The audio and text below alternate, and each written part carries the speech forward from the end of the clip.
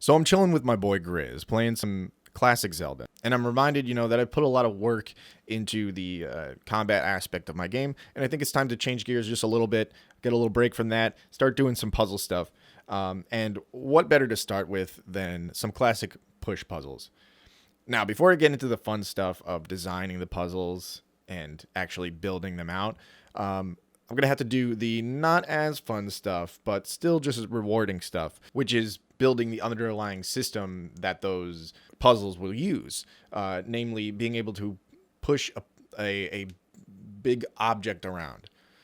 Now, the process of implementing this into a game, into a polished state, might be a little more involved than you would necessarily think. And that also depends on, how deep you want to go with the polish and how you really want that to feel to the player, and how much it matters to you. So let's get into it. So to start out, I needed a graphic to represent the boulder or rock or whatever it is that we're going to be pushing around. What you see right here is a picture of my tile set that's used to build the rest of the level. All I really did was just take out the middle of it, combine the four corners together, and we get a nice little rock that we can play with. And the next thing I had to do is put it into the actual game and give it its own physical characteristics to make it behave like a boulder. I added a sprite renderer to display the sprite that we just made, a box collider to allow it to bump into things, and a rigid body so that Unity will simulate the physics. All right, so now I've got this boulder in here. I should be able to push it. So yeah, it's a little bit light.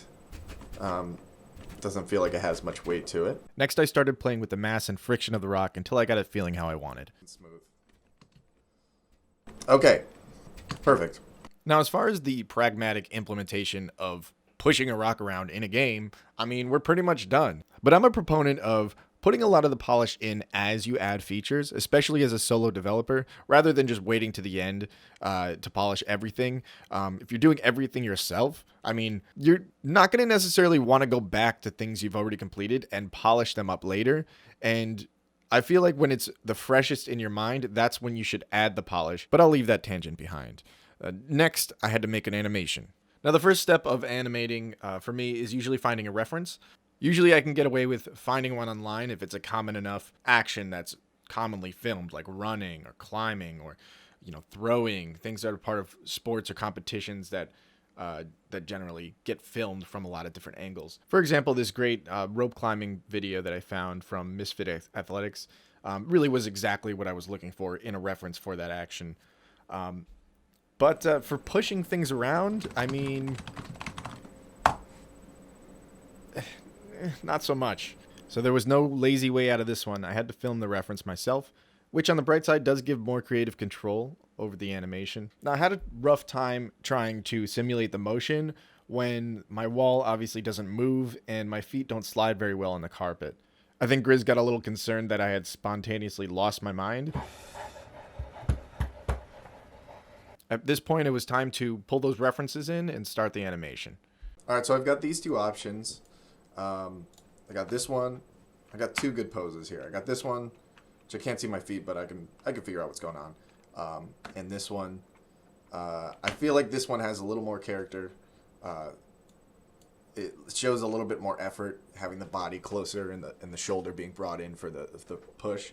So I think, I think I'll go with this pose. To start out, I used my walking animation as a base for this animation because I knew there was going to be foot over foot walking cycle, and that is one of the more complicating things to animate, so it's good to have this base that I've already made as a starting point. Even with that starting point, it still was a little bit tedious trying to get the walk cycle correct, so I just kept experimenting with it until I got something that I liked. It's a little closer, but the steps are a little too small. You're going to want a lot of leverage when you're pushing something heavy. He's gonna be stepping a little bigger here. I like this face that I'm making here. I think he should be making the same face, and I'd like his face to be squished up against it a little bit more. It really shows, that really kind of conveys the effort that's being put in. So let's open up our sprite and make a new one for the head. Spine, the animation software I use, is a great way to make animations without having to draw so many frames, but it's not an absolute substitute for drawing new frames. And in this case, I needed a different expression for his face and to slightly distort the shape of it to make the illusion that it's smushed up against whatever he's pushing. We're not working with many pixels here, so I'm gonna try to convey this expression.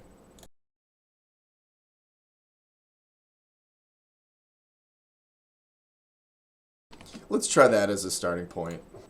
We'll grab this and attach it onto the headpieces area, reposition it. So we're getting closer. There's no the upper body is very static right now. We need to change that. I went on to make some more adjustments to the upper body to make it more in sync with the lower body for the next 20 minutes or so. And by that point, the animation was looking pretty decent. Happy enough with how it looks at this point, I decided it's time to plop it into the game and see how it looks. So at this point, I've got the functionality of the rock and I've got the animation, but the game still doesn't know when or how to play the animation.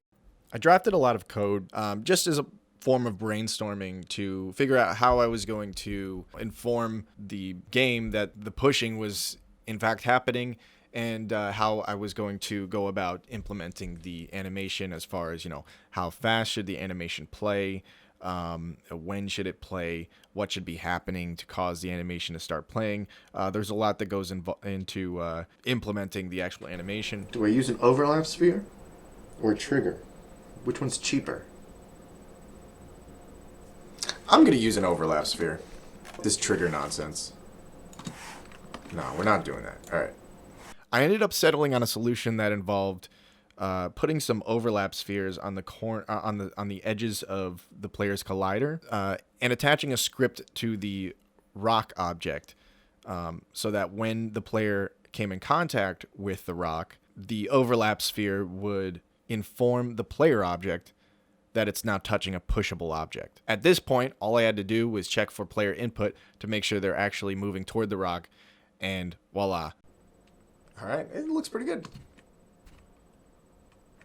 Okay, and we, I can do all sorts of stuff with this now that it's implemented. At this point, I could have left it alone and it would have been good enough. But I thought of a few little minor adjustments and additions that I could make to make the animation seem a little bit more alive and a little more convincing. So one thing that I thought of was when you're pushing something that's really heavy, a lot of times you'll adjust your body into new positions because your muscles start to fatigue. So maybe you'll be doing it with your shoulders, and then you'll extend and use your hands for a bit, and then maybe you'll lean against it and like maybe backwards and push on it with your back. I'm not going to do all that, but I do want to have him shift his position a little bit because that's going to sell the effort that he's putting in a little bit more.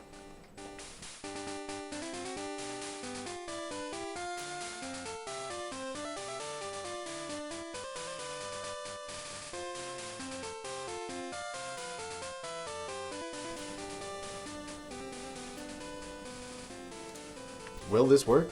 I don't know. It's working. Sort of. Yeah, see? He randomly switches between. From there, I continued iterating on the animation and just improving it little by little. And at this point, there was one final finishing touch that I wanted to put on, which was a little bead of sweat coming out like a cartoon. One more thing to sell the effort that the character is putting in.